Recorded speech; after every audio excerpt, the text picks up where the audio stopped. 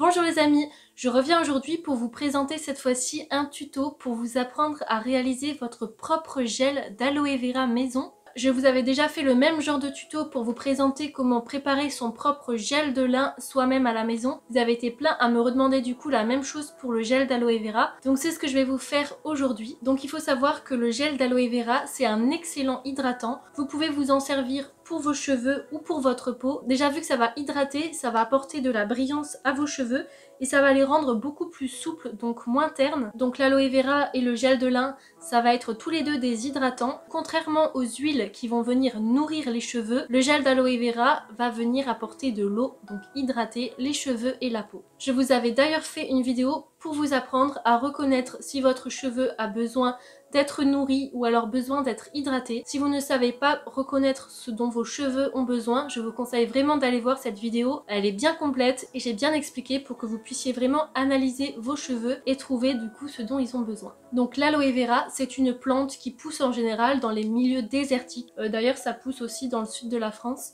Et du coup cette plante, vous pouvez aussi l'avoir chez vous à la maison dans un pot et la faire grandir. Vous pouvez commencer à utiliser ses feuilles à partir de 3 ans, mais la plante va vraiment avoir toutes ses vertus à partir de l'âge de ses 5 ans. Donc je vous déconseille de l'utiliser trop souvent avant ses 5 ans parce que ça va quand même abîmer la plante à force, sachant qu'elle est encore petite. Mais à partir de 5 ans, c'est bon, vous pouvez commencer à l'utiliser. Moi chez moi j'ai 5 à 6 pots d'aloe vera, donc elles sont encore petites, donc pour le moment j'y touche pas, mais dès que j'ai besoin d'aloe vera ou que je veux me faire un masque, je vais directement acheter la grosse feuille en magasin bio en général. Je crois que je paye entre 2,50 € et 3 € la grosse feuille. Donc c'est vraiment pas cher parce qu'avec ça je peux me faire plusieurs masques. Je vais vous montrer du coup comment on la prépare. Et du coup en général je me coupe des tronçons et je les mets carrément au congélateur. Le congélateur ça permet de maintenir tous les bienfaits de la plante, donc ça ne va pas retirer les bienfaits. Et du coup dès que j'ai besoin, hop, je me sers dans mon congélateur, je prends mon petit tronçon et je le prépare. Donc il faut savoir qu'en fait la plante a une écorce verte et à l'intérieur se trouve un gel et c'est ce gel là qui va nous intéresser et qui va être super bien en cosmétique. Mais attention, entre le gel et l'écorce, il va y avoir une substance jaunâtre qui s'appelle l'aloïne. Et cette substance-là peut être mauvaise parce qu'elle peut être très irritante pour la peau et causer de graves allergies. Donc il faut la retirer de la plante. J'ai vu plein de personnes qui ne la retirent pas et qui ne sont pas du tout au courant qu'il faut la retirer. Donc moi je vais vraiment vous montrer comment retirer cette substance-là, donc l'aloïne, pour que vous puissiez utiliser vraiment le gel de la plante sans danger. En général, on peut retrouver déjà des gels d'aloe vera tout fait en grande surface ou en magasin bio, mais moi personnellement j'ai testé les deux, donc le gel déjà tout fait et le gel que je me fais maison, et honnêtement il y a une grosse différence, déjà rien que je le vois dans mes cheveux. Après j'avoue quand j'en ai pas sous la main, oui j'utilise encore celui que j'utilisais avant d'Aromazone, donc je vous conseille quand même, si vous avez la possibilité, de fabriquer votre gel d'aloe vera maison, c'est beaucoup mieux personnellement je trouve. Donc c'est parti, sans plus attendre, je vous laisse tout de suite avec le tuto. Alors voilà ma branche d'aloe vera. On voit bien qu'elle est très grande par rapport aux petites plantes d'aloe vera que j'ai derrière moi. On peut lire sur l'étiquette des précautions qui nous indiquent de bien retirer le latex, et on peut lire aussi que l'aloe vera est déconseillé aux enfants, aux femmes enceintes et allaitantes et aux personnes fragiles. Donc je commence par retirer l'étiquette et on va commencer la préparation du gel. Je viens couper déjà une extrémité, donc surtout la partie blanche de la feuille qui est dure en fait. Et du coup là vous voyez à quoi ça ressemble à l'intérieur. On voit bien l'écorce et le gel à l'intérieur. Et on voit super bien le latex, donc l'aloïne, la petite substance jaune là que vous voyez, qui se trouve bien entre l'écorce et le gel. Par précaution, je viens quand même laisser la branche en position debout plusieurs minutes dans mon évier pour que le plus gros du latex s'écoule. Donc là vous pouvez voir déjà qu'au bout de quelques minutes c'est déjà en train de couler. Au bout d'une bonne demi-heure, je viens récupérer ma branche et je coupe un tronçon que je vais utiliser.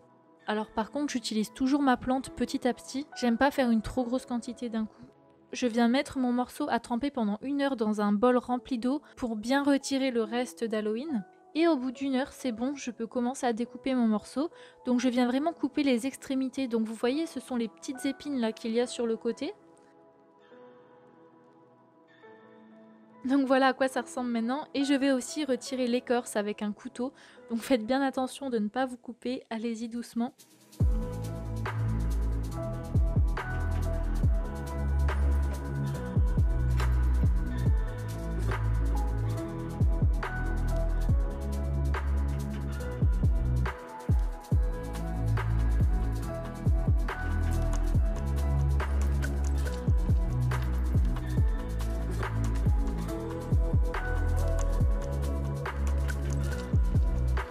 Et voilà le bloc de gel qu'on obtient. Et là, je viens encore le rincer à l'eau claire pour être certaine qu'il ne restera plus de latex.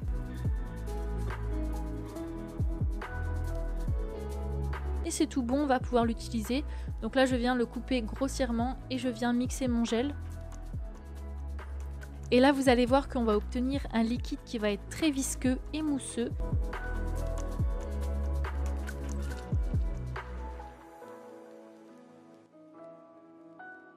Et donc voilà notre gel d'aloe vera que vous pouvez utiliser donc pour vos cheveux mais aussi pour votre peau.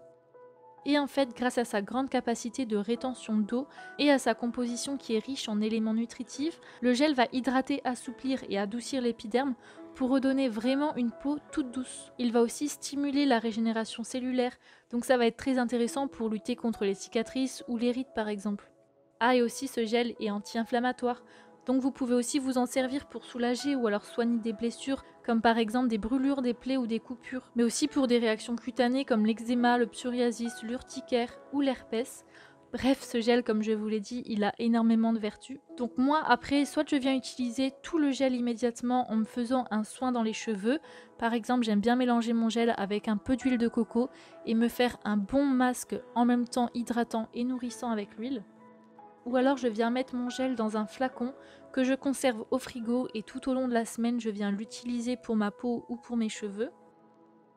Le reste de ma branche, soit je la conserve au frigo ou alors je la coupe en tronçons et je viens la mettre dans une boîte au congélateur pour vraiment bien la conserver. Ça évite que la feuille pourrisse si je ne l'utilise pas tout de suite.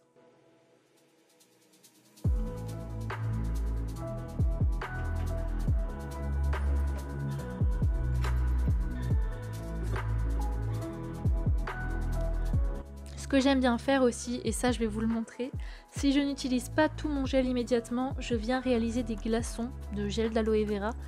Et en fait c'est super pratique parce que dès que j'ai besoin, hop, je sors un petit glaçon de mon congélateur, je le laisse décongeler dans un ramequin et tout de suite j'ai accès à mon gel qui est prêt et j'obtiens à nouveau mon gel.